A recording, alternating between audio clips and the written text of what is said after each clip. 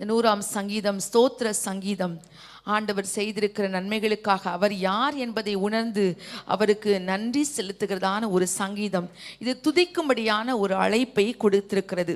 இதனுடைய 5வது வசனத்தில் நாம் ஏன் ஆண்டவரை ஸ்தோத்திரிக்க வேண்டும், ஏன் மகிழ்ச்சியோடு கர்த்தருக்கு ஆராதனை செய்ய வேண்டும் என்பதன் முதல் பகுதி சொல்லப்பட்டிருக்கிறது.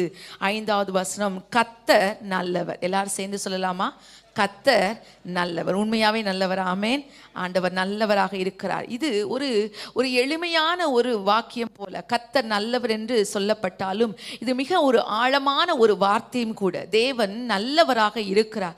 இது நன்மையானவைகளை நாம் பெறும்போது, எல்லாம் நன்றாய் இருக்கும்போது சொல்லப்படுகிற ஒரு வார்த்தை மட்டுமல்ல, எல்லா சூழ்நிலைகளிலும் ஒரு விசுவாசியால் தீர்க்கமாக சொல்லப்பட வேண்டிய வார்த்தை கர்த்தர் நல்லவர். மறுபடியும் நான் சொல்லுகிறேன், நல்ல நாட்களில் சொல்லப்படுகிற வார்த்தை மட்டுமல்ல, வாழ்வின் எல்லா சூழ்நிலைகளும் ஒரு தேவ பிள்ளையால் தீர்க்கமாக சொல்லப்பட வேண்டிய வார்த்தை கர்த்தர் நல்லவர். எல்லாரும் சொல்லலாமா? கர்த்தர் நல்லவர். அவர் நல்லவராக இருக்கிறார். இன்றைய ஆராதனையில் கூட அநேகமாய் கர்த்தர் நல்லவர், அவரை ருசிக்க வேண்டும், அவருடைய அன்பை ருசிக்க வேண்டும், நன்மையை ருசிக்க வேண்டும் என்று அவரை நாம் பாடி அவரை நாம் மகிமைப்படுத்தினோம். கர்த்தர் நல்லவராய் இருக்கிறார். அவர் நன்மையானவைகளை செய்கிறார்.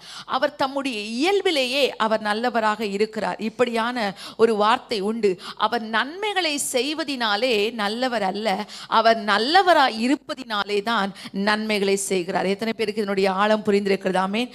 நம் மனிதர்களை பார்க்கும்போது சில நேரத்தில் அவர்கள் சில நல்லவைகளை செய்யும் போது, நன்மையானவைகளை செய்யும் போது இவங்க ரொம்ப நல்லவங்க என்று சொல்லுவோம். ஆனால் முழுமையாய் பார்த்தோமானால் எல்லா காலகட்டங்களிலும் அப்படி இல்லை, இருப்பதில்லை. மனிதர்கள் மாறுவார்கள். சில நன்மைகள் சில காலங்களில் கிடைக்கும். ஆனால் தேவனை பொறுத்த மட்டில் அவர் தம்முடைய இயல்பிலேயே அவருடைய தன்மையை எதுவாய் இருக்கிறது என்று சொன்னால் நல்லவராய் இருப்பது அவருடைய தன்மையாய் இருக்கிறது. அதனால்தான் அவர் நன்மைகளை தருகிறார். சங்கீதம் 34:8 சொல்லப்பட்டிருக்கிறது, கர்த்தர் நல்லவர் என்பதை என்ன செய்ய வேண்டுமா?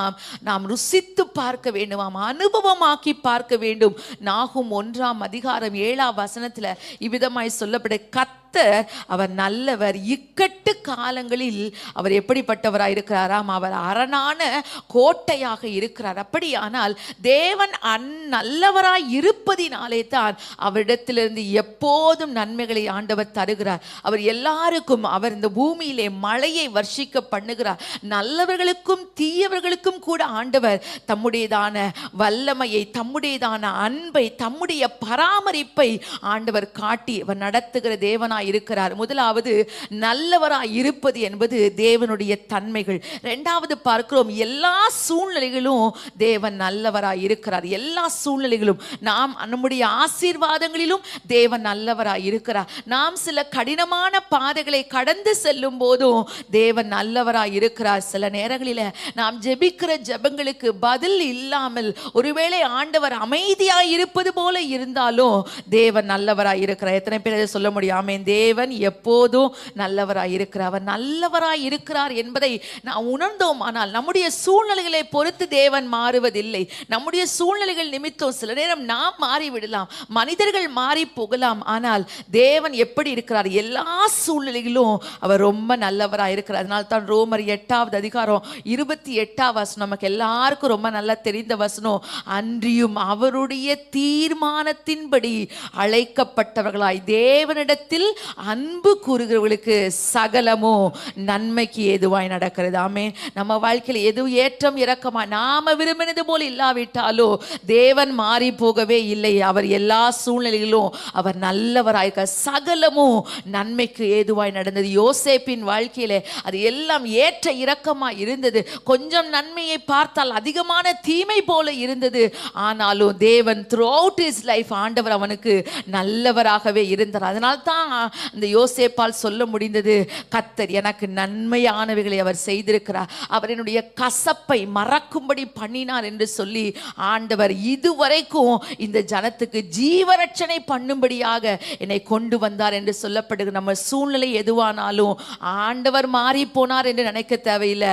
தேவன் நல்லவராகவே இருக்கிறார். அவர் எப்படி நல்லவராய் இருக்கிறார்? மனிதர்கள் சில காலம் நம்மிடத்திலே நல்லவர்களாய் இருப்பதற்கு, நன்மைகளை செய்வது போல சில காலங்கள் தான் மனிதர்களால் இருக்க முடியும். மனிதர்கள் மாறிக்கொண்டே இருப்பார்கள். ஆனால் தேவன் எல்லா காலங்களிலும் அவர் அன்பாகவே இருக்கிறார். அவர் நல்லவராய் இருக்கிறார். நமக்கு தெரிந்த வசனம் எபிரேயர் 13:8 சொல்லப்பட்டிருக்கிறது, இயேசு கிறிஸ்து நேற்றும் இன்றும் என்றும் அவர் மாறாதவர். அவர் மாறாதவராய் இருப்பதினாலே அவருடைய தன்மையே அவர் நல்லவர். அப்படியானால் அவருக்கு தீங்கு செய்ய அவருக்கு தெரியாது, அவருக்கு மனது இருக்காது. அவர் எப்போதும் நல்லவராய் இருக்கிறார். அந்த தேவனை எப்போது நம்முடைய இருதயத்துக்கு நெருக்கமாய் கொள்ள வேண்டும்.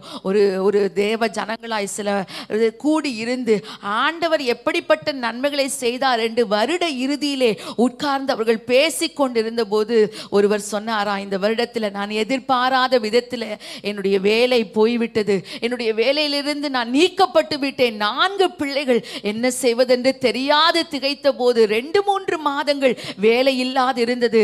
அந்த நாளில் எல்லாம் ஆண்டவர் யாரோ ஒரு தேவ பிள்ளைகளை அனுப்பி என் வீட்டுக்கான பலசரக்கு காரியங்களை கொடுத்தார். வீட்டு வாடகைகளை கத்தர் கொடுக்க உதவி செய்தார். வேலை இல்லாமல் இருந்தது. ஆனாலும் தேவன் என்னை பசியாக ஒரு நாள் கூட என்னை விடவே இல்லை. என் தேவன் நல்லவராக இருந்தார் என்று சொன்னார். இன்னொருவர் சொன்னார், இந்த வருடத்தில் எனக்கு அருமையான என்னுடைய தாயாரை நான் இழந்து விட்டேன். அதிகமான துக்கம் என் உள்ளத்தை நிறைத்துக் கொண்டிருந்தது. ஒவ்வொரு நாள் இரவும் கண்ணீரோடு தான் நான் இருந்து கொண்டே இருப்பேன். ஆனாலும் என்னுடைய கண்ணீர் உடனே நிறுத்தப்படவில்லை.